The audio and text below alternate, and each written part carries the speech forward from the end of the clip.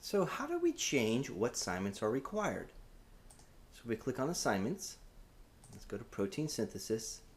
Right here we see our required assignments.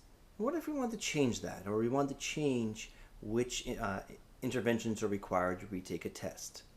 So what we're going to first have to do is we're going to have to switch into advanced mode. And you should notice a lot more links are available to us. And we're going to come down to required assignments. We can go to protein synthesis. And now notice over here is what we have required. We can put in like a video quiz. So, hey, let's put in an intro to protein synthesis video. We could even put a quiz into there.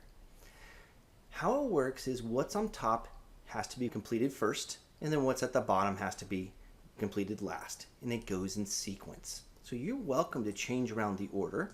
So maybe you want to put translation before transcription, though that makes no sense to me. And you can choose any of those, and then you can come down here and submit the assignments. Now take a look.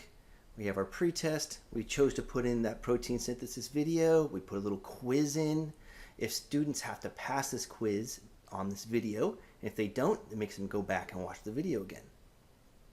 And notice any changes that we change to the order will go into place here. What if we want to change the interventions? Well, we'd have to come up here to required interventions. And notice right now I'm just using vocabulary. And let's say we want to do both. So first the students have to complete vocabulary, and then we just have like simple 2-answer choices, multiple choice questions. We could put that in there, and I'll submit away the interventions. And now notice, in order to retake a test, they have to pass these interventions in that order.